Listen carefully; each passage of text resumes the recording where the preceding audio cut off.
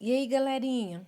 Hoje nós vamos fazer a correção do plano de estudo tutorado sétimo ano do Ensino Fundamental, volume 2, de língua portuguesa. Vamos lá? É a quarta semana. Quarta semana. Leia os textos abaixo.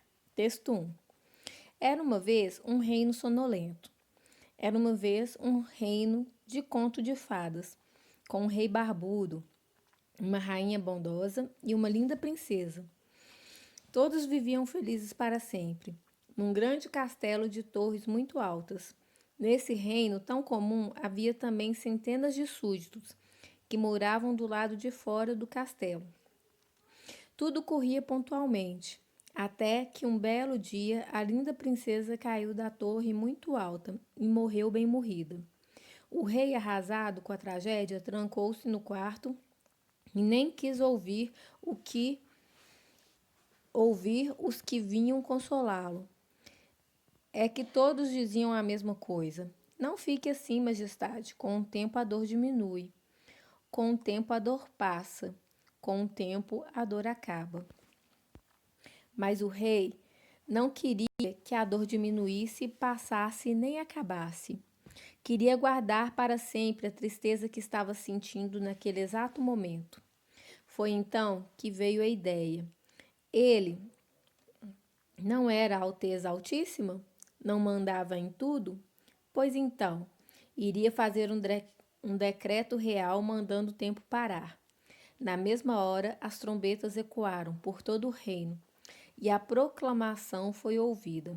A partir daquele instante, era proibido possuir relógios de qualquer tipo, relógios de mesa, de parede, cucos. Tudo deveria ser destruído imediatamente. Quem desobedecesse seria mandado para a forca. Diante de tal ameaça, todos seguiram a ordem do rei e o tempo parou.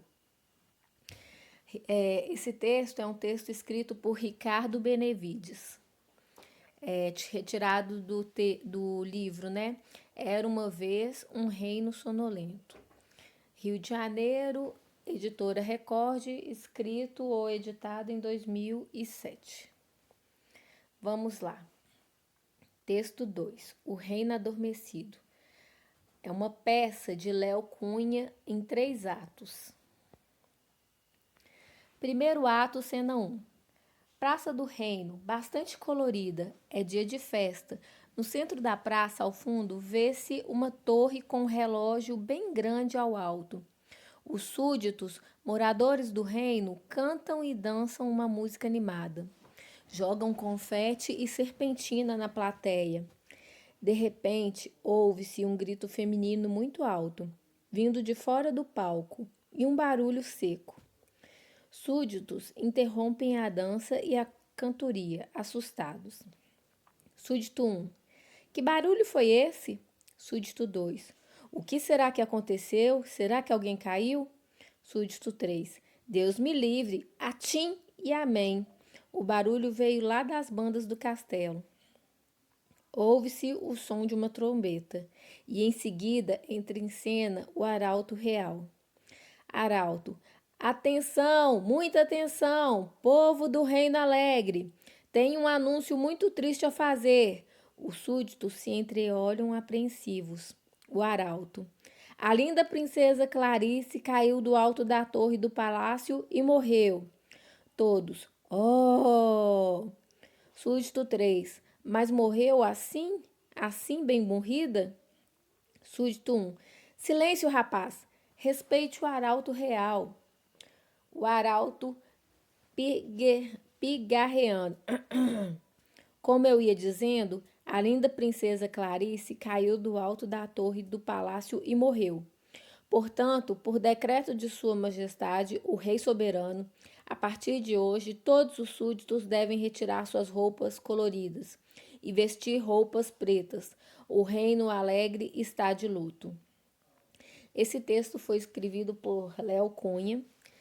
É um texto retirado, né, do livro ou da peça O Reino Adormecido. Peça em 3 atos. Rio de Janeiro, editora Record, escrito ou editado em 2011. Vamos lá agora. Número 2. Quais são os personagens do texto 1 e do texto 2? Então vamos lá. Texto 1. Os personagens do texto 1 são o rei, a rainha, a princesa e os súditos. Do texto 2, os súditos, princesa Clarice, arauto, o rei soberano. 3. Preencha a tabela abaixo. Critérios de comparação de Era uma vez um reino sonolento e o reino adormecido. Critérios de comparação. Possui narrador, isto é, uma voz que conta a história? Em Era uma vez um reino sonolento, sim. E no reino adormecido, não. Critérios de comparação. Há falas de personagem como aparecem no texto. No texto, Era uma vez um reino sonolento? Sim, há falas de personagem. Aparece no texto em forma de discurso direto e discurso indireto. Já no texto O Reino Adormecido, há falas de personagem, mas o discurso é direto, por se tratar de um diálogo ou texto teatral. Depois, critérios de comparação. Como são caracterizadas as personagens? No primeiro texto, felizes, amigáveis e obedientes. No segundo texto, festivos e alegres. Depois, como é apresentado o ambiente? Um lugar povoado e pessoas felizes. E no texto 2, praça do reino enfeitada e colorida. 4. Que tipo de discurso aparece no texto 1 e no texto 2? Bom, no texto 1, o discurso é direto e indireto. E no texto 2, discurso direto. 5. Agora responda: quais as características do texto dramático escrito? Bom, o texto dramático é escrito para ser representado e, por não ter narrador, predomina o discurso direto. A fala dos personagens aparece só depois do nome, em letra maiúscula, e é um texto que possui rúbricas. Então, aí só depois está junto, escrito aí na resposta, mas é escrito de forma separada, tá, meninos? Aí vocês façam a correção aí. 6. Pensando nas características de um texto para ser ensinado, quais as mudanças poderiam ser realizadas no trecho a seguir? Observem os aspectos que podem ser melhorados, como, por exemplo, utilizar a pontuação expressiva, visto que o texto não aparece pontuado adequadamente. Inserir rúbricas indicativas das ações cênicas, tornar as falas mais engraçadas, enfáticas e mais elaboradas. Além disso, é importante que o texto adaptado tenha coerência e sequência lógica, de forma que as falas das personagens conduzam o desenvolvimento do texto. Então vamos lá. Adaptação no texto Chapeuzinho Vermelho. Cena 1, cenário: casa da mãe de Chapeuzinho. Figurino: mãe de avental e Chapeuzinho com uma touca ou roupa vermelha. Mãe da Chapeuzinho: Chapeuzinho, vem aqui. Chapeuzinho: já estou indo. Mãe da Chapeuzinho: sua avó está doente. Chapeuzinho: o que aconteceu com ela?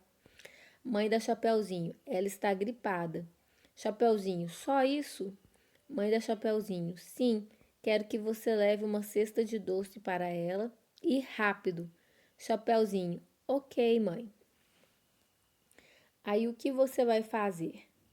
Você vai reescrever o texto nesse espaço, observando os aspectos que podem ser melhorados, como pontuação, detalhamentos das cenas, expressão facial, expressão corporal, que podem ser colocadas em forma de rúbrica, o espaço onde acontece, tá bom? Aí a resposta é pessoal. 7. Agora que você já escreveu o texto, releia e observe. 1. As falas das personagens são atrativas e ajudam a desenvolver um enredo? No texto que você reescreveu, as frases que você colocou ou você copiou são atrativas e ajudam a desenvolver um enredo? Um enredo, quando eu falo de enredo, eu estou falando de assunto, tema, tá? Sobre o assunto principal do texto. 2.